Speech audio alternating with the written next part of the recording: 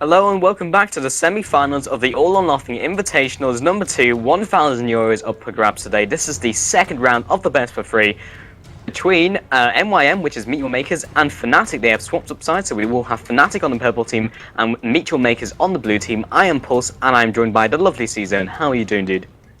I'm doing so well, just because you keep calling me lovely, which I really like.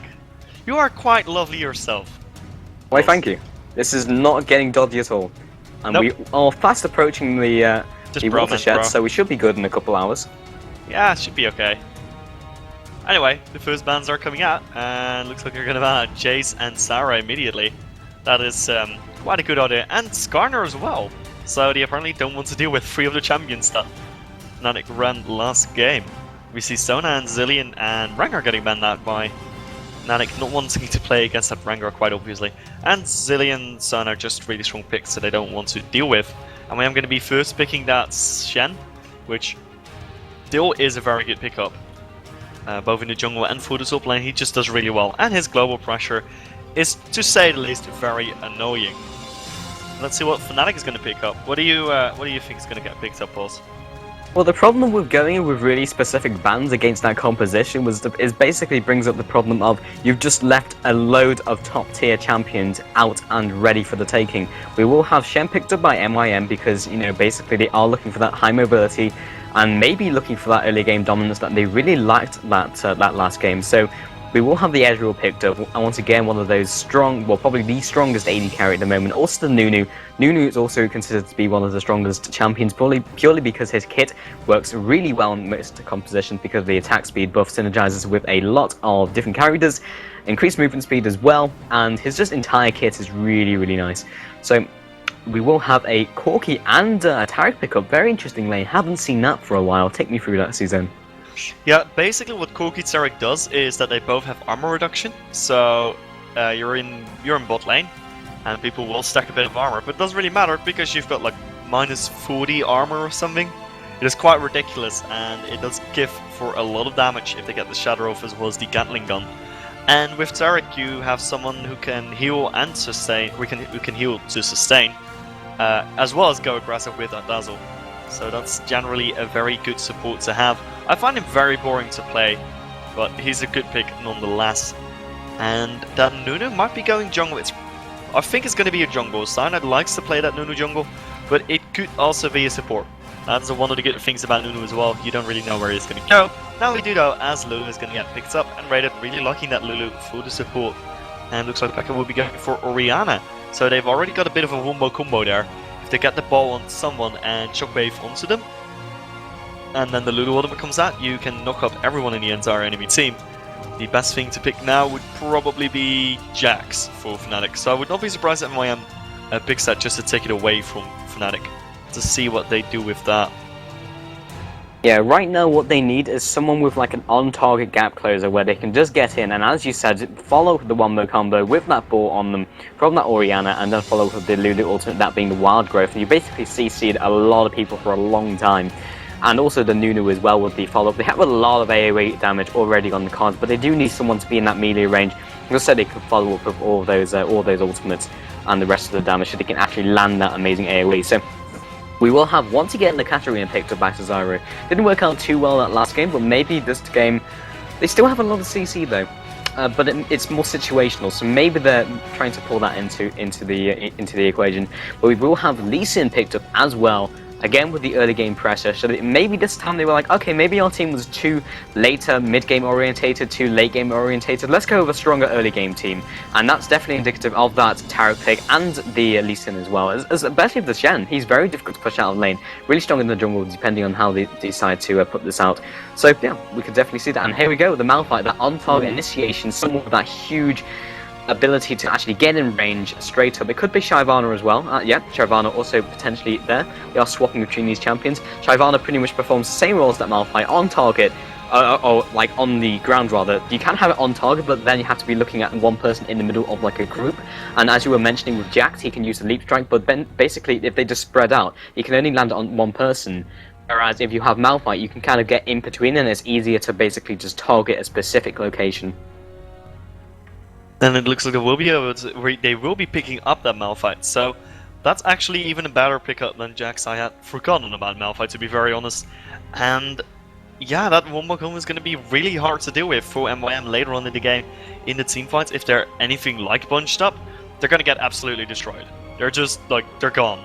They'll be CC'd for about 10 seconds, and with an Asriel there, it's going to be a lot of damage as well coming out from that. With the True Shot Barrage and Essence Flux, they're not going to have a good time if they bunch up, so they have to be a bit spread out, or have godlike reflashes on the flashes.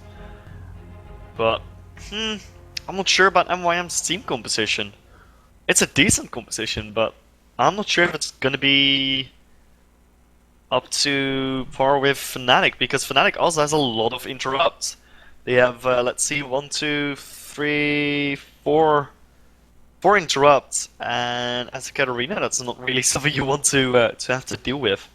It'll be interesting to see how that pans out. It will indeed have that Shen going top with the Ignite, and then of course the Lee Sin in the jungle, so looking for that early game pressure.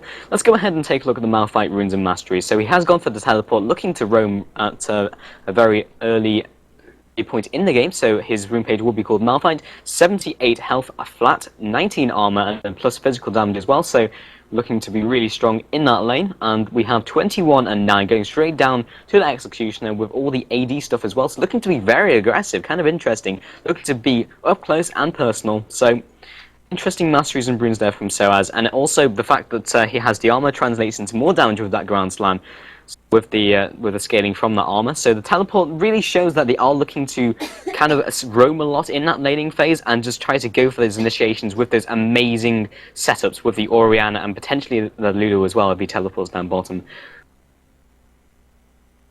Yeah, the teleport I think is mostly targeted towards that Shen, because Shen obviously with the ultimate gives so much map pressure, and if he ultimates somewhere, then Soaz can just teleport after him and be like, sup? It's I've just evened the ults again. So it will be very interesting to see how well that works for Fnatic. And we're gonna have to go into a short ad break right now as the countdown goes down. So we'll be back with you guys in just a few minutes, and I hope you stay tuned for the second game of Fnatic versus Meteor Makers.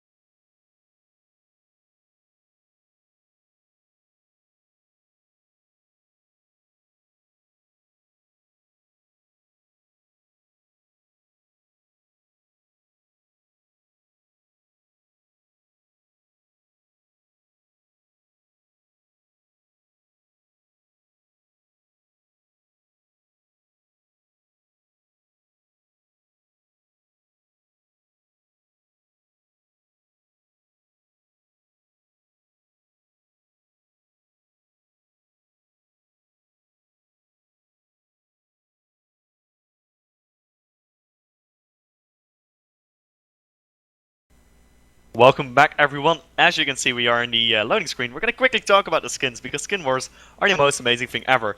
So we have Glacial Malphite, Nunabot, Bittersweet Lulu, and a non-pulsary Azrael skin. That's pretty much one right there. I mean, turning people into cupcakes, having a robot love, and being glacial. That's pretty hard to beat. Even though it was a 5 vs 5 in skins. Luckily, skin wars don't really do much in the game, as everyone's going to be buying their items, everyone except for the supports going for those boots. We got Fairy Charm on the supports, pretty standard right there. And yeah, do you think we're going to have a level 1 fight, Mr. Pulse? It's fully possible, but you were saying that skins don't do anything in game, and that's not entirely true, because if you have sunglasses, then you can mitigate 1 damage, and we will actually have Mokat potentially being picked up here. Slow goes down into the safeguard, picking it up before he returns into that jungle, so very nice reaction, picking up that skill, and that, ladies and gentlemen, and kids, and everyone who plays League of Legends, is why you don't pick a skill until you meet your enemy. If he picked any other skill, he would have been in a terrible position and would have been first blooded. He did, however, save his flash, so again, that's why you just you pick your skill when you meet your enemy. Yeah, the thing is though, his jungle is going to be a tiny bit slower right now. It's going to be really safe though, because he's going to have a shield as well as the extra lifesteal. But it might get a bit slower than normal. And now we could potentially see a kill onto Cesaro as they turn the corner. Xpeke coming in from the side. Flash goes out. Arcane, rather, the Mystic Shot hitting Cesaro right in the face areas, but they will be backing off. Just some harass coming down as the minions spawn. And Xpeke basically trying to stop Cesaro from recalling as much as possible. So basically, when he returns to the lane, he'll have a couple minions up on Cesaro when he gets there, and it will allow him to get to that level 2 and those crucial early levels faster, giving him a bit of lane dominance. May actually look like Fnatic going in for a second invade onto this blue buff. Ward goes down. 2 wards currently used from N-rated, being on the Lulu. G1 coming in from the side. And Mokat as well. They might be looking to get picked up here. They know that Lee Sin has got their safeguard. Shen around the area. We will have Ezreal starting up with that damage, forcing him off the blue, and he's actually going to go ahead and steal it. Shen also around the corner, following some more damage with the key burst, with the key strike. Sorry, that is from Riven. Two very similar sounding names. I'm just going to stop because my English is just like, what the hell. Yeah, your English is kind of abandoning you at the moment, but it's okay. Asana picks up the enemy blue buff, and MYM is going for his blue buff, which is fairly interesting. I'm going with it for the with the bot lane, and Fnatic going for a lane swap, which is also fairly interesting. It looks like MYM is going to easily be able to pick that up, though. Have to take quite a bit of damage, but that's going to give them a lot of an advantage here in that bot lane against in the 2v1 lane as well. So that's pretty good. And I'm wondering if this lane swap is worth it for Fnatic, to be honest. Malphite is a very good 1v2 laner, but I'm not sure if Kanipa and Enraider will be able to zone out Cuban enough to make it worth it, so to say. Yeah, I mean, Shen is a really sustained laner, and so is Malphite, as you pointed out. So I'm not really sure if they'll get the same sort of dominance they did with that Caitlyn. And also great reactions from Cesaro, meanwhile, mid jumping onto the Xpeke, maybe picking up a kill here as well. Not popping down. Oh, he has actually gone for the exhaust, so that kind of makes sense because he is a sustained source of... Well, he needs a bit of time to get his full ultimate ult, and I was trying to recall, will be interrupted by Knight, but good sort of comeback with some of those skills will be stopping him from doing so. Interesting he's going back. I think that may have been a bait more than anything because he wants to be staying in lane. I mean, the lane is pushing, but either way, good reactions from mid, from like Katarina, jumping onto... Meanwhile, top as well, jumping onto Canipan and taunting him under that turret, dealing a lot of damage. And early game, those turrets really do hurt. Maybe 3 shots will finish off a level 1 or level 2 champion, but they are looking to push down this turret as fast as possible. We have N-rated, chucking it down with that Lulu. And just more harass coming onto Cubon, but yeah, Cubon is very difficult to push out. That being said, the Glitter Launch and the poke from Lulu is more than I really gave it credit for.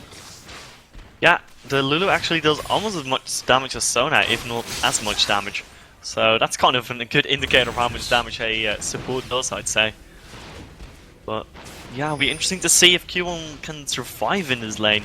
It looks like he is being okay there, but he has to recall right now. And that's not really a position you want to be in. As soon as the minion waves are not on the tower, he's gonna have trouble. In the meantime, Makat moving in for a gank here. Charo going in, doing a lot of damage on Peke, but there is no ignite. They're not quite able to pick that up, unfortunately for them. And in the meantime, in the bot, MYM just casually pushing. Not doing that much damage to the tower though, compared to what Fnatic is doing in the top lane. Yeah, they are maybe stemming. Yeah, it's pretty much the same damage actually. I mean, I'm looking at it and they are pushing him back, and Cubon's kind of getting beaten down. 9 CS right now to 17, so they are winning out on the CS so far. But that taunt early on from Cubon basically stopping Candy Panda from really going for the all-out aggression, and that taunt really does help them. Basically looking for a really well-timed arcane shift to get out of that really. And interesting, he hasn't put any points into the Essence Flux. I guess that's because he's not really going for any of the trades, and generally you don't use it as straight up harass. Well, you can do, but the fact that they can kind of dodge around it, and Lulu has a lot of the own, and they're trying to dodge around, as you can see, they're dodging around the creeps as well, so do have that capability. Meanwhile, on bottom, we will have maybe Mokat meeting Cyanide, looking for this potential dive onto Soaz. We'll have safeguarding to his Libic, that being on the Taric, stopping a potentially dodgy situation. He saw that happening, and Cubon once again just trying to stop them from dealing some damage from his turret, but yeah, he's really just getting beaten down right now. Yeah, both the 1v2 situations aren't doing that well for the one side, but at the moment looks like So is actually doing a tiny bit better there. So it's 5 CS difference, so it's not that much. You can't really dodge on that. But it's going to be interesting to see which tower is going to fall down first, and I think it's going to be the top tower of MYM. So if Fnatic lane switches back after that, they might be able to push really quickly. And this actually, what is really good about this is that they put so much pressure on Q1 and take him so low that even if he has his ultimate, he's not going to be able to give the pressure all over the map because he's too low. If he goes in, he probably dies. So that's actually really nice about this 2v1 lane, and that's possibly what they're going for. Yeah, Shen is kind of like a snowball champion. If you get ahead, he just stays ahead, and that'll be the first turret going down around 7 minutes. Nunu potentially looking for a gank on mid as well. Cesaro has used his exhaust, and what I was saying before, but I completely forgot about finishing that point, was that he's a bit like Wukong in that respect. And you're probably thinking, what? But Wukong generally does like to take the exhaust so he can get basically all of his ultimate off with that Cyclone. So Katarina basically likes to do the same with her Death Lotus, so basically pinning them in place with that exhaust. Same reason why Karthus really does it for the slowdown, as well as his Wall of Pain. It basically makes it impossible really to juke his abilities. So Cesaro is basically going to be able to get his entire combo off, and there's nothing really XPK can do about it when the exhaust is up with the rest of his combo. As well as the fact that Charo actually, he goes in with the Death Load, is going to do a lot of damage on Peke, but Peke seems to be okay. Anyway, the thing about Exhaust as well is that it lowers armor and magic resist, so that's some extra damage you can get off there, and that's always a good thing. He actually went for Sorcerer Shoes first, so that means he's going to have a lot of penetration together with that Exhaust. Yeah, definitely. So meanwhile, bottom initiation from Soaz, kind of locking them up under the turret. Libic taking some more damage, but is fairly tanky. Of course, macking that shatter as most Tarics do. 2 tower hits, really not scratching him too much, and he's just trying to stop them. Tower's not dead yet, and really we are looking for the roaming from Candy Panda and Generated. At the moment, they're really just using the advantage to stop Shen from farming, and while I guess that makes sense, bottom is still being beaten down, and I don't think it wouldn't be a bad idea to start roaming and try and alleviate some of that pressure from that Malphite down there, because right now, he really needs it. Nunu is actually coming down in fact, but whether they can actually get some damage and actually get any kill potential is very unlikely with Soaz not having the ultimate, and Nunu will of course be backing off and donating that blue to the Orianna. So, right now we have Philosopher's Stone Extravaganza on Fnatic. That is quite cool actually. They have 4 Philosopher's Stones. They're going to be able to turn iron into gold, I think it was. Quite a bit, but So is now going for the fight here. Cyanet's coming in as well, but I'm not sure if those two are really the characters that can do the damage. And first blood comes out as Jaru walks in with the combo. The exhaust is now on Cyanide, and he's going to be getting the death loads of double kill for Charu. Really well done there. And yeah, Katarina is a bit of a snowball champion, so this might work out really well for MYM. Yeah, that was a really nice timing gank right there from Cesaro, picking up those 2 kills. Now pinging onto XPK, maybe looking to do some damage. XPK is moving towards the top of his lane. I think he knows what's coming, and repositioning himself wisely. Command Protect goes down, also ready with the dissonance as it comes up just as I was talking about it. So Cubon, once again, being pushed down at his second turret right now. We do have two of MYM moving to the side. They do not have this warded. Initiate comes down from Cubon onto Candy Panda. Huge amount of damage coming in. Wild Growth goes out, not knocking anyone up. Flash goes out for the juke. Looking for the Arcane Shift. There it is. And Mook actually jumping back to the minion just to farm. So I guess they saw that as the counter initiate and no real need to go further. At least those summoners and those heavy, long cooldown ultimates had been popped. Yeah, that's always worth it, and it looks like Fnatic is not going to swap their lane around. I'm kind of confused why they didn't do that. I would have expected them to take down tower and then just put their bot lane bot again. But it looks like MYM is going to be swapping out of lane. They're going to keep pushing, and that's something that they like to do with the lane swaps. They like to push down towers as quickly as they can. And right now there's 3 people from Fnatic. And they're going to be able to go for something here. Lipic probably going to face check that brush anytime soon now. Here comes these slows. The stun comes out of Candy Panda now. He's getting squirreled. And Crucial Barrage comes out. He's going to flash over the wall. Wow, that was a really hard flash hit. But he does it, and he will not be getting hit by the Crucial Barrage. It's going to be just about fine. Well done by Lipic there. And it is going to be sort of top gun bot at the moment. Yeah, so they have swapped up. What's really confusing me right now is the fact that Fnatic really got that advantage early game picking up that turret, and then they really didn't do anything with it. They zoned Shen out, and right now he has 50 farm, 2 Malphites 60, so they really didn't gain anything from that, and Ezreal's not vastly ahead of his counterpart, so 98 to 91. So they're about, like, what, 1 wave ahead on both of those, maybe 2 waves ahead between that matchup, but that's not really... The fact that they had that advantage and they based their composition around it, or what they were trying to do with the lane swap, they really didn't push forward with it, and that was really confusing to me. The fact that they could have roamed and maybe like alleviated the pressure, as we were saying before, from that bot lane, and maybe put some pressure down on mid and started to push with that strong pushing composition that they have. Maybe they're just trying to get into that roaming phase, but even so, like if they'd gotten that turret, that kind of is like the signal to actually go for that roaming phase. So yeah, interesting to me. Yeah, it's kind of weird, but I mean, in the end, they did get ahead in both lanes, so that's kind of worth. They're actually rotating around now, and so it's going to be going in that lane. One thing that is really nice about having Soas in that lane is that even though they have a lot of armor reduction, he's not really going to care because he's Malphite, and he already has 160 armor thanks to that chain fast and double cliff bomb. Going to be rushing that. Frozen Heart, and going to be just about fine in that lane, I guess. And they're going to now go for Dragon, so that's another thing about this, because they lane swap back, both teams. It is now a 4 versus 3 situation around the Dragon area of the map. Going to be able to pick up that Dragon quite easily, and are now 300 gold ahead.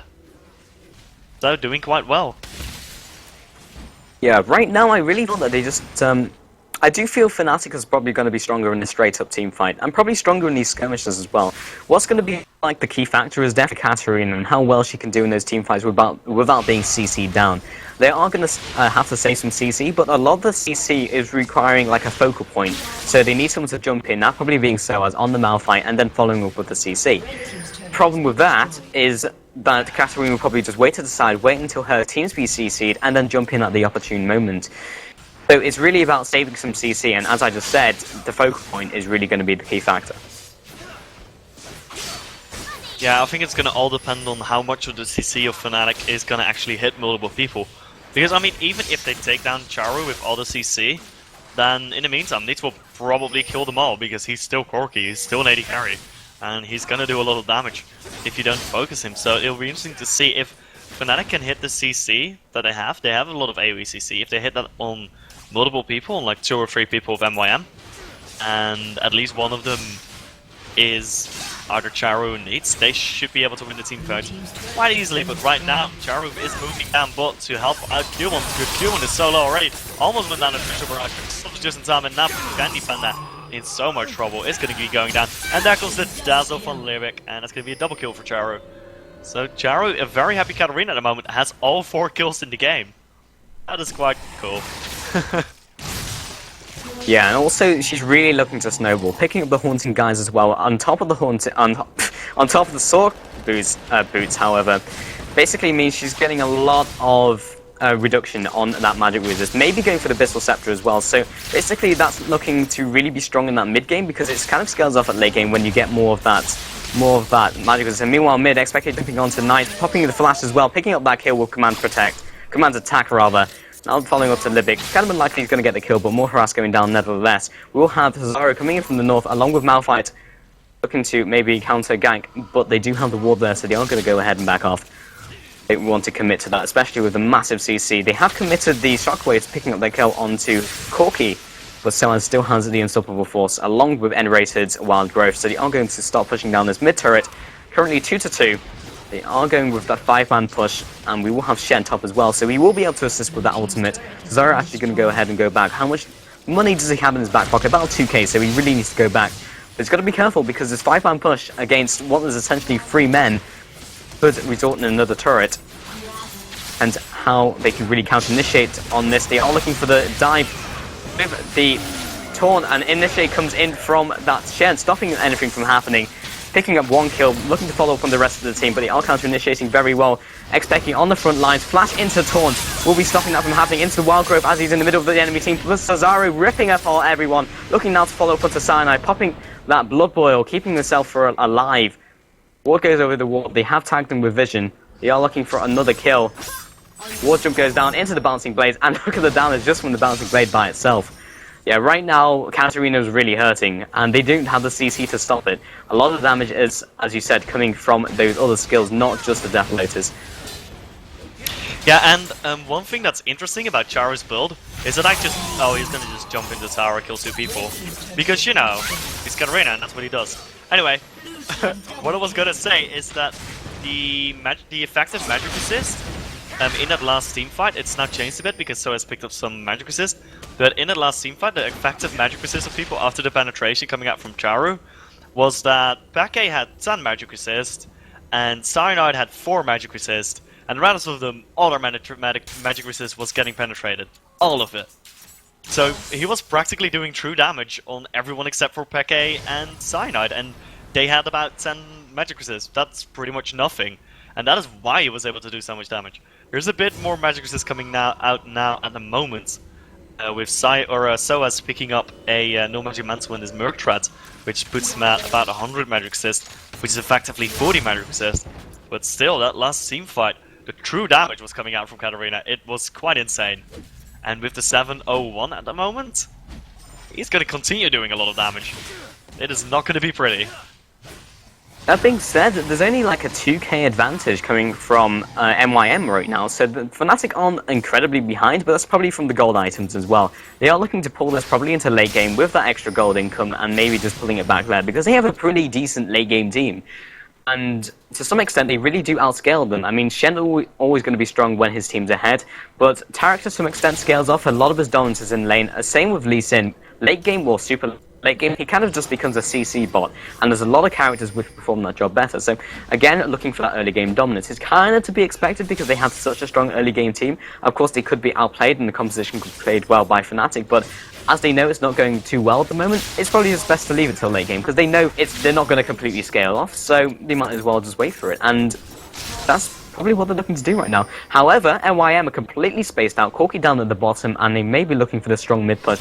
No minions, however, but they are looking to siege this. Control coming out with that ball from Xpec, kind of zoning them away from the turret. Does have that blue buff as well, but Corki has recalled, and this could be another siege. Right now, I'm not sure if this is the best idea, and I think they might back off because they may be stronger, but they can't get initiated under the turret again, because what happened was Malphite was initiated by that Shen, getting that Shadow Dash down, and there was no way he could actually come off in a beneficial trade.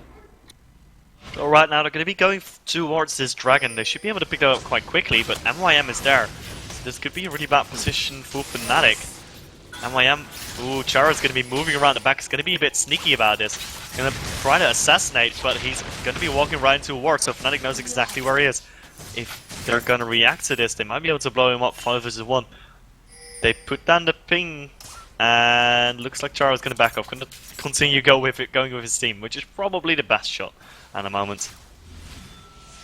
Now they're going to be able to do something here. Oh, actually, I completely derped. That's a ward of MYM. Sorry, but hey, point still stands. He was not quite able to do anything. So is hiding behind a wall, also trying to be sneaky. And MYM, I'm not sure for which team this is better at the moment. Lane is pushing. Yeah, And right now. both side lanes pushing into MYM's side. So this is better for Fnatic at the moment. But gonna depend on how the team fight goes down, to be honest. They're dancing for quite a while though. You usually see Dragon fights being a bit more volatile, going off a bit earlier. So it's going with the joke. Yeah, right now they're just looking for the opportune initiate because they are strong in initiate. They need Standing the in the initiate. line. This is amazing. They stood in the line and danced for a second. But yeah, what were you gonna say? Sorry for interrupting. Basically, it's like Fnatic really need this initiate because they have, like, they are good with the counter initiate, but they're better when they're initiating and they can actually get a straight off. They can get all the ultimates down where it's kind of like structured. They don't want a messy team fight. Q lands, and this will be the initiate from Myocat into the flash into the shadow dash. Zara coming in as well, completely blowing up that cyanide. Cubon also around the area. Flash by Stars will be taken down with the ignite. Candy Panda was also taking huge amount damage from that Maelstrom. XPeke jumping to the north, he will be safe. Candy Panda is just trying to recall on the bush because that's the best chance for survival and trying to juke for Cesaro, just picking up the kill very easily. Just jump out into Sinister Steel, and that was a very, very secure team fight for MYM. Great initiate by Mocat. And now they're going to go for a strong bottom push. They don't even need to go for the Dragon. Map control right now is of vital importance. And Fnatic, they needed to go for that initiate. It couldn't go the other way round. And the fact that MYM got that great initiate off meant that they couldn't peel for anyone because they just got ripped apart by that amazing AoE from Cesaro and to some extent Corki as well. So Charu is legendary at the moment. That's pretty good in a competitive match. That's really well done by him, and they're going to go for this Dragon right now, and I don't think that Fnatic can do anything against it, because they're not grouped up and not even close enough. So MYM now building an advantage here. They're now almost 5k ahead, almost 6k even. Wow. So they're definitely building the advantage now. It was only 2k before. That was easy to come back from, but right now, that advantage is definitely building, and if MYM keeps going like this, they could well pick up this second match, and then we will be going to a third match in the best of 3. Yeah, this is a very interesting matchup right now. They are 13-1, and they have a 5k advantage, but it's not completely over. They still have the chance to come back in late game, and the composition that they have really worked, and the fact that they are kind of keeping up in gold as well, especially with the gold items. That was a really good call. Triple gold item for the support, double gold item for the Nunu, and one on a couple of the other champions. Of course, Ezreal probably not going for that because he really needs the straight up damage. And interesting, he's going for the Trinity Force because if they are shooting for that late game, going for that Trinity Force is really like an early mid game item. So yeah, that is again very interesting. But of course, they do know what they're doing. Of course, but at the moment, I'm just gonna take a quick look for myself at the gold difference in every lane, and in the jungle, it's about 400 difference, which is not too big. In the support department, it's about 500 gold difference. The rest of it is all 1,000 or more, and that's quite a big difference between counterparts. It's not a position you want to be in. And apparently, So is going for some Fargate before he goes for a Frozen Heart. That is interesting. Yeah, definitely. So we will have Cubone around sort of the enemy jungle area, that being from Fnatic. They don't really have the vision right now, and they're being really paranoid, and rightly so. They do have Stars pushing down bottom, but that means they don't have the initiation. Like, all of their initiation is really centered around the Malphite. Okay, they still have, like, the counter initiation with the Shockwave into the Wild Growth as well, and Nunu to some extent. He's basically a walking exhaust, and they will have to send someone to basically stop Soaz. The best choice right now is definitely Shen, because he has to teleport with the Stand United back up to the main team fight. Well, maybe they're thinking if they remove one person from the equation, they can get a better team fight or maybe stop the push. And that seems to basically have been that's what's happened, damn it.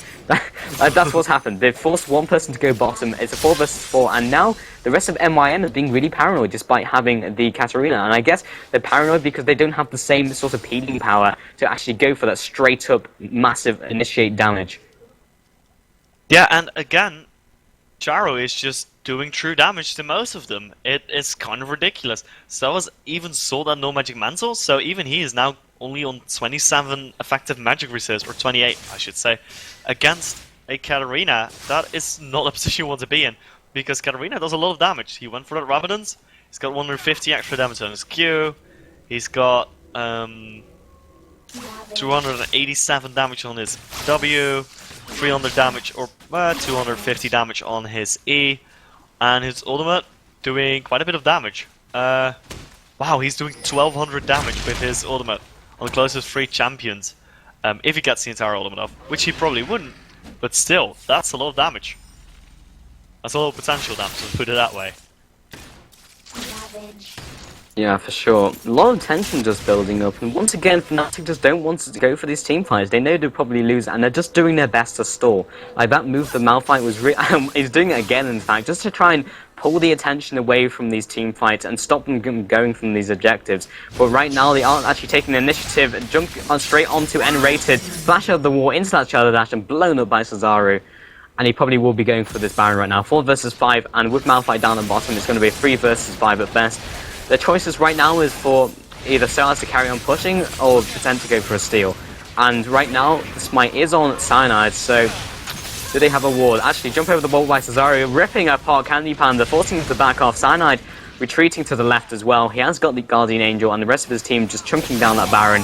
And jumping onto the Ezreal as he wanders back in to try and prevent the Baron, and just being blown up.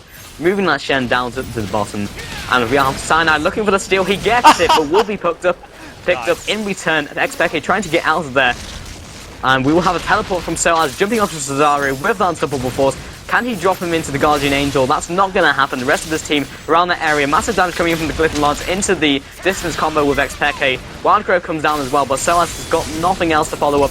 Bounty Blades coming in, popping down the Dragon's Raid, not only getting onto N-rated at a bad angle, but Cubon's just tanking like a king, following for the Resonating Strike, nice picking that one up. And now the rest of the team will be backing up, just tanking the turrets as they go out. They did pick up the Baron, they are keeping themselves in the game, but it's getting more dicey by the minute. Yeah, really well done by Cyanide, by the way, but that is kind of what Cyanide does. He is known for his steals on Baron and Dragon. And he's been slacking lately, but this definitely shows he's still got it. And he's really good at stealing stuff. I'm not sure if it's going to be enough though for his team. They might be going for a late game, because at some point, if you turtle long enough, it doesn't matter what advantages the other team has, because you're all going to have 6 items. But that's going to take a while. That's going to take at least 20 more minutes. I'm not sure if they can hold out for that long. They have kind of closed the goal gap though. It was a bit larger early on. Now it's about 5.5k, which is survivable, but 10 for 0 for 5 Katarina is really hard to deal with. And I wonder if Chara's going to go for that Abyssal Scepter. If he does, he's going to be doing true damage on even more people. Because for blasting one, that could possibly be an Abyssal Scepter. Hope it's not a Void Staff, that would be disappointing. Yeah, really that Void Staff is looking for that sort of late game, but he is looking to snowball right now. He is so strong, and this could be a Drake picked up. Actually, Lee Sin picking that up with the Smite.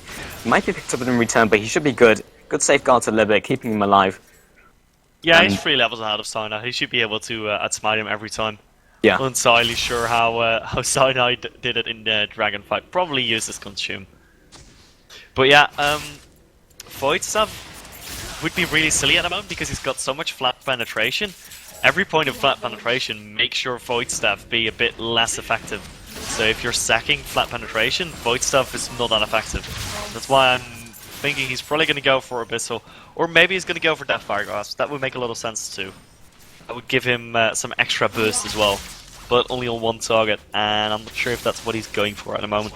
I think an Abyssal would be a better idea, just make sure he does even more damage.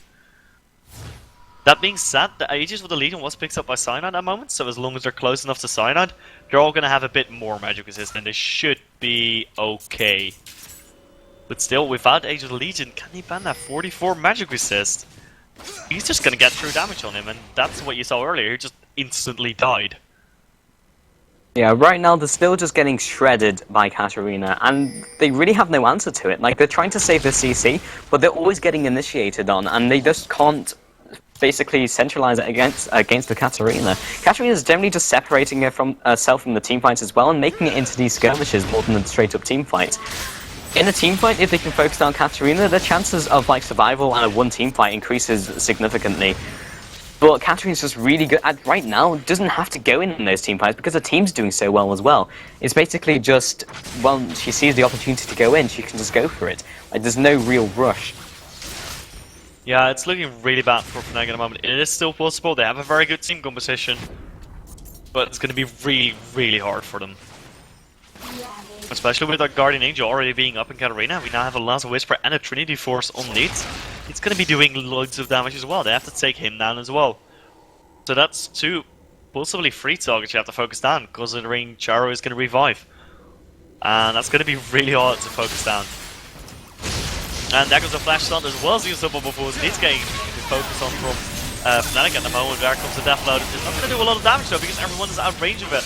Charo not doing that badly in the team fight, and so it's just chasing down the enemy AD carry and support on his own, doing quite well there, and Fnatic able to disengage that. The snowball comes out now, here goes the True Shot Barrage, almost gonna hit all of them, but in the end hitting no one, which is kind of ironic. Now Q1's gonna be coming in with the Tom onto what's Kenny Fan, and it's gonna be really bad for him because there comes the flash from Charo, but in the meantime, triple kill for Becky. Insane amounts of damage. Charo picking up the kill though, and will Sana be able to stop him from taking him down? No, he will not. It's gonna be a quadra kill for Charo. Is he gonna have his cooldowns? No, he will not. He now has his E up. If he only had that 1 second earlier, that would have been a panzer kill for him. But wow, that was quite insane. Yeah, Peke's Shockwave perfectly placed and just ripped apart 3 members of the enemy team. Kanipana has quit, probably a disconnect. They may be pausing in the next couple of seconds, but he is currently dead, so maybe might be waiting for that. But yeah, that was absolutely crazy damage, and I'm not entirely sure if that's enough to keep them or pull them back into the game. But Cesaro also picking up like a quadra kill. Yeah, there's a pause. Because during all of that happening, he was just able to just rip into them, and yeah, there was nothing really Fnatic could do about it because a lot of the CC had been burnt, and that's the great thing about Guardian Angel. Of course, the Guardian Angel will be down in the next team fight before her cooldowns, but with Guardian Angel, basically it's a team fight interrupt because you can't target the Katarina for like however many seconds she's down on the floor. So you have to swap the aggro, swap the target. And then when Cesaro is back up, then he's just going to blow over and up because his cooldowns would be back off cooldown. Kanipana has indeed reconnected, so we will be jumping back into the game very shortly. Yeah, I mean, the shockwave from Becca was perfect. He got a tropical with that. That was kind of amazing, but then Charo was like, hey, I'm still alive. And killed everyone. It was kind of insane. So, right now we're just waiting for the pause to end. And something that's kind of interesting is that Soas is stacking armor. He has Frozen Heart and the Sunfire Cape, but he has so little magic resist that Charo can take even him down, and he's a tank. He should not be going down that quickly. We also have a Guardian Angel coming up on Q1, so that's going to be even more revival. And the next time that Becca gets a perfect shockwave with a triple kill, it's going to be a double kill because Q1's going to revive. And looks like it will be a Deathfire Grasp for that Katarina. Ah, that's interesting. And going for a Giant Spell. Did he sell an item for that? Or am I just really blind? I don't know, it's fully possible. I mean, you are indeed blind, so... Wait, I'm gonna just be... I'm just gonna go back a bit. back for a bit. Oh, there we go. He had Cage Lucky Pick, of course. So that builds into the Deathfire Grasp. There we go. That makes a lot more sense. Okay, so he got the Deathfire Grasp, and that turned 2 items into 1. And he is now apparently going for Rhyla's Crystal Scepter. Well, going for more flat penetration, but then he pretty much already has enough. And that Deathfire Grasp does... Oh, it's not saying how much damage it does. That is annoying. Is it saying it on your screen? It's saying 0% on my screen, which is kind of annoying. Yeah, that's kind of odd. I'm not entirely sure. Could just be a bug. I mean, they do happen. Yeah, that is... Yeah, I'm not entirely sure what's up with that. That's kind of odd. That is annoying. Oh, here we go. 40% of their current HP. So that's quite a bit of damage. You know, on a single target. Especially if it's someone like Kenny Panda, who is getting true damage. Oh, actually, no, he's got an Aggron Cloak now, so he should be okay. Oh, it's Candy Panda. Not going to be getting their true damages anymore. And at the moment, I'm just quickly checking. No one on Fnatic is getting true damage anymore. So that's good. They still have very little magic resist, but at least they're not getting true damage anymore. That's going to help quite a bit against that Katarina. Yeah, right now what's interesting to me is the fact that Malphite has really itemized armor. He's got 308. Oh, he did have 308 when he had the W on, or maybe could have been Jaeger's as well. But the main damage source is Katarina, and she's doing magic damage. It may be because he's trying to translate the armor into damage, which from his ground slam, and they are indeed starting that Baron, putting them in a kind of pincer situation. Once again, maybe looking for that steal from Cyanide, potentially with the Consume, which will be doing more damage than that Smite at all levels anyway. 820, I believe Consume right now is doing... Actually, he hasn't maxed Consume, he's only got 1 point in it, so maybe before he just outsmited him. That's kind of interesting.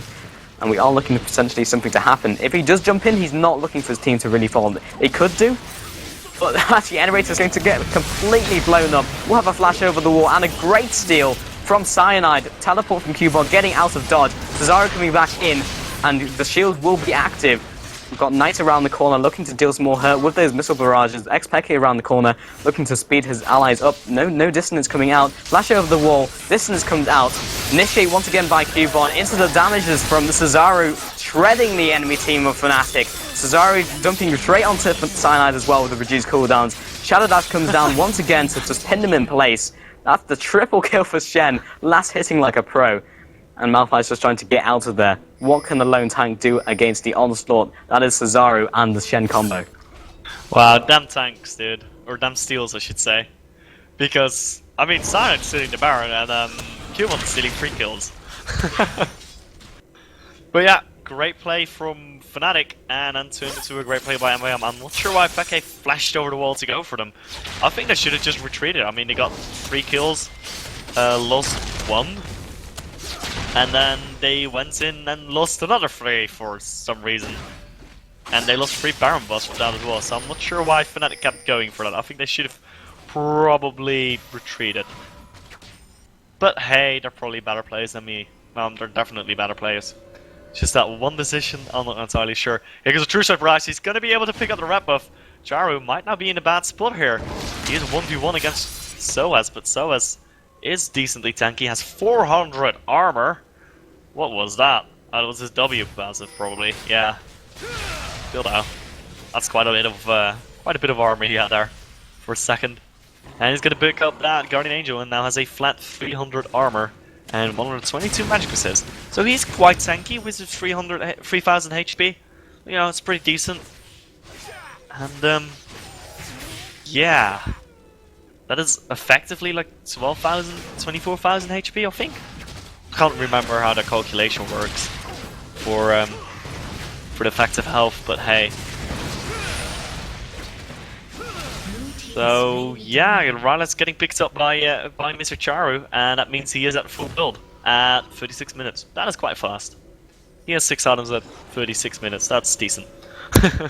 Murkat was recalling in the bush. He will be potentially picked up by Fnatic, but the rest of the team is behind him. This could be the bait that they need to secure a potential win. Murkat still tanking a lot of damage. Candy Panda putting out the True Shot Barrage. In with the Stand United as well. Now Cesaro coming in, looking to maybe save some CC and ripping apart Candy Panda. Ultimate coming down from Cyanide, zoning them away. Candy Panda around the corner. A Q has landed by Lee Sin, but he did not follow up on it. Too low HP. N-rated around the corner, also trying to pick up and save his allies. Nice on the front lines as well, along with Libic. But meanwhile, Cesaro off to the side. Guardian Angel pops back up. Xpeke trying to get away from him. Distance goes down to slow him out. He can basically stop the chase. And so far, only one person has died, that being N-rated. Q will miss Cyanide just by a Teemo.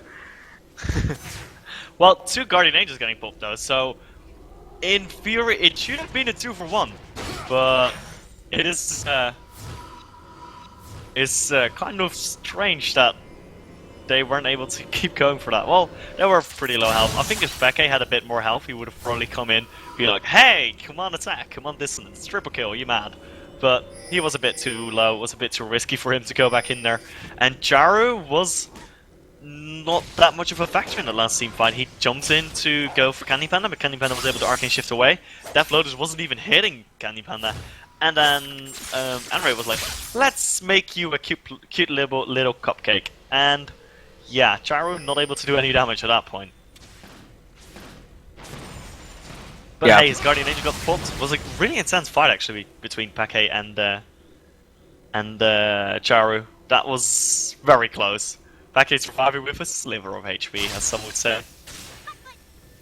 Yeah, right now, as long as he can kind of draw his attention away from the rest of his team, like, Fnatic really did well in that team fight, because Cesaro was forced to, like, choose a target. He wasn't able to just get his AoE off on a lot of targets like he was trying to do in lots of the other team fights. He was trying to get those attack resets on his skills.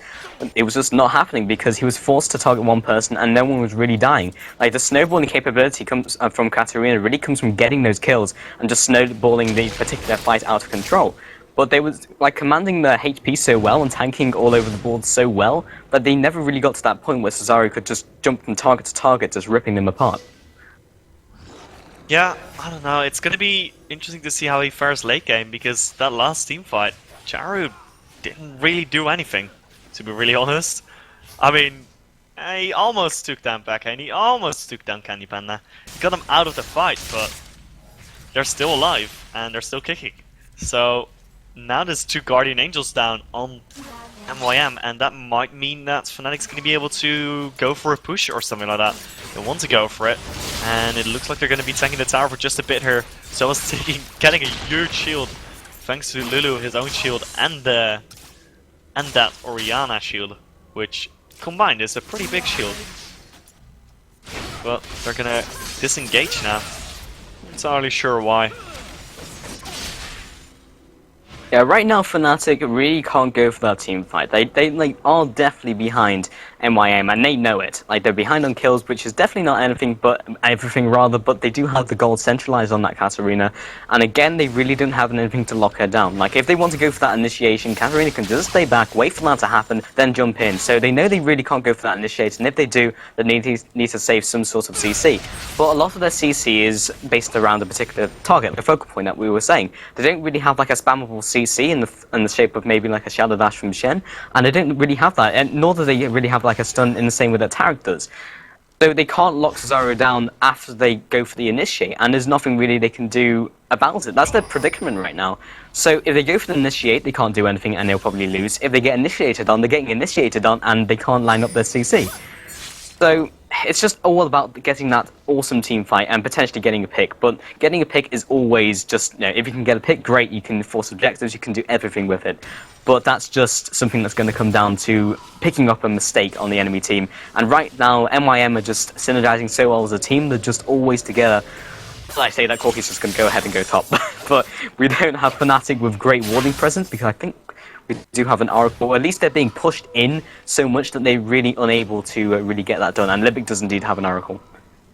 Yeah, and interestingly enough, the manager of Fnatic is in the chat saying hi Caesar. I was like, yeah, your team seems to be coming back. He's like, yeah, I think this is going to be a 2-0. It might be, to be honest. I mean, Fnatic seems to be coming back, even though they're still about 19 kills behind. The gold gap is close to about 5.5k. That's not a big, that's not a big advantage. So they might be able to come back from this. I would like it if they came back. Not that I'm a Fnatic fanboy or anything, totally am, but it's always nice to see teams coming back, and this was quite a game to come back from. The thing is, the Guardian Angels are almost back up for MYM. That's why they were not doing anything for the past few minutes. They just wanted to wait for those Guardian Angels. And now that the Baron is up and they have their Guardian Angels almost back, they will probably be going for a fight. And the Guardian Angel for Charu has just gotten back up. The one of Neats is coming back up right now. So all the Guardian Angels are back up. This is going to be a really long team fight. Because Pekka's got a Guardian Angel too now. So we have 5 Guardian Angels in total in this game. That's gonna be a very long team fight. Yeah, there's going to be a lot of team fight interrupts, and basically it's all about how they can redirect their focus, because when one person gets dropped, they need to make sure that, well, they're in position to follow up when they come back up, and specifically on Cesaro, because he's one of the key factors. So they need to get him down, but then follow up when he comes back up again. whether they have like the resources to do so with the rest of the team, and this will be the Baron rush right here. And right now, Fnatic know it, they are going to rush over, and we are looking for the initiate to happen. N-Rated popping down the wall, double ward over the wall as well, looking for Sellers potentially to go in for that initiate. Cubon over the wall with the Shadow Dash, with the rest of the team following up, and the Katarina is away from them right now. They could get a kill, FK picking up the kill onto Livik. Cesaro now entering the fight, knock up once again, chaining him in place just for a second. Macat looking for the Tempest, instant cripple, Cubon popping down the ultimate as well, will be dropped into the Guardian Angel, but Sellers also around that area, mopping up some of the mess along with the rest of his team. Double kill for Xpeke right now. Everyone dropped into the Guardian Angel form. Jumping over the wall by Cesaro, trying to get the kill onto that Candy Panda, but will be for actually Xpeke. The rest of his team just too fast on the mark, and Xpeke surviving on what? Less than 20% HP, or 20 HP rather, not 20%, 20 hit points. And that was a good team fight by Fnatic, and this could be the comeback you were waiting for, Susan. That was... Candy Panda, Becky, please have my babies. That was perfect positioning. That was just absolutely insane. As soon as Charo started doing damage on Candy Panda, he just flashed over the wall. Becky, when he was really close to that, flashed over the wall. And they were standing in a rat, that den for the rat buff, just going, hey, you can't fight me, I'm gonna shoot you. And that was just insane. That was... honestly, just wow. That was pretty much the best positioning I've seen in a while now. I think that was indescribably good. They're now going to go for this Baron buff, and MYM wants to go and try to stop this as soon as possible, but there are only two people. Bake is really low though. He has the Guardian Angel, that's the thing. And they're going to be able to pick it up. The Dazzle comes down on Bake, but is he going to be able to go in there? Yes, he will be able to pop the Guardian Angel, but he's going to go down for it himself, and I'm not sure if that was worth it, to be honest. Yeah, right now, top lane is pushing very hard with those caster creeps, but Minion Wave is coming in to potentially stop it. We do have Fnatic Xpeke coming up there, though, in the meantime. And, wait a minute, did Xpeke's Guardian Angel get popped? Yeah, it did. Yeah, Libic walked in and dazzled it. Oh, no. Well, nice. He dazzled and he shadowed it. Was like, sup. But Barker then he fought died. for the win. He died, though. I don't think that was worth it. I'm not sure. Potentially, because in the next team fight, they might be able to do something with it. However, basically, MYM are reaching the problem where they have Lee Sin, but he has to go pure tank, and you can see that by his build, because he really can't afford to go Bruiser, because he doesn't do the damage. His damage is scaled off. He's really just a CC bot. You could see him just sitting in the middle of the team, kind of ineffectually, just trying to Tempest and cripple, but it just wasn't enough really to lock anyone down. His Dragon's Rage was kind of, okay, it's something he can land it on multiple people, that's really the turning factor, but it knows in closed spaces, that's really good for him, but everyone's spacing out, and as you were saying, the positioning was so well from the enemy team, there's so little he could do about it. And also Livik, with that Taric, he offers some utility, but not as much utility as he does in that early game and that mid game. He is, again, once again, scaling off. So, yeah, right now you have a really fed Katarina, you have a team who can kind of peel for him, but I still feel his actual damage as well is kind of falling off, and especially with the positioning, they are just spacing out, and there's nothing really Cesaro can do about it. Yeah, and at the moment, Fnatic is kind of stacking MR. They have so much MR at the moment, and that full one penetration build isn't paying off that much anymore. And I don't know, it's not looking too well for him. He's actually switched up. He sold his Hansen guys, went for Void stuff, so he's going to be able to penetrate a bit more now. Considering that Fnatic has a lot more magic resistance at this point, and actually there's going to be a Shirelias, there's going to be an Engager. Also with Needs and Livik taking so much damage, and whole health. Looks like he will be able to survive. No, he will not. Sana going to be picking up that kill with a snowball. Shockwave comes in. Not the best start zone. Charo's going to jump right in there, but the interrupt comes immediately, and Beke is so big, he doesn't really care, and he's just going to kill him. Right now, it looks like Macan's getting the focus on him. He turned it into a cupcake. It's going to be getting picked up by Soed right now, and needs now to make focus of the team, and will be going down. That's going to be an ace from Fnatic, losing no one, and able to pick up this game against all odds. That was really well done by Fnatic. They saw the opportunity to initiate, and they went for it. You had Sellers in the front lines, and then basically when they went for basically they had to commit. Cesaro went in, and it was locked up by a perfect ultimate by N-rated. And they just nuked him down, and it was nothing that his team could do about it. And then, after the Katarina fell, basically the rest of his team just fell apart. They had no damage, they were all just too tanky, they had CC, but what are you going to do? One's a taunt, so they're going to be hitting you anyway. Yeah, after Cesaro fell, it was just, everyone just crumbled. and it was GG. That was such a good initiate, though. They had to be on the aggressive front, and they knew it. And they were just looking for that perfect initiate, and they got it. Now, I think that the biggest turnaround just was that Fnatic, like that positioning in that second last team fight, where Peke flashed over the wall and where Candy Panda flashed over the wall. That was just perfect positioning, and I think that's basically what won them the game. That was just insane. I can't stress how good that positioning was. And obviously, I mean, it's not that hard to like flash over a wall, but the idea to do that is something that I think a lot of people would not have thought of, and they did that really well. And honestly, it was a really well-deserved win from Fnatic. I expected them to lose, and they just pulled it up and turned it around. So that was the best of 3-1 for Fnatic, 2-0. That means they will be going to the finals of this All for Nothing Cup, or All or Nothing, not All for Nothing, because there is a cash prize. But yeah, just really well done, and that means they move on. Yeah, so I'm not entirely sure what we're going to be doing right now. We might be swapping over to the other bracket. We'll have to see how that's been progressing, but we might be jumping on to the final. So unsure how long the break's going to be, guys. So do stay tuned. We will be jumping into some more Great League of Legends action. So until then, stay tuned, and yeah, stuff will happen.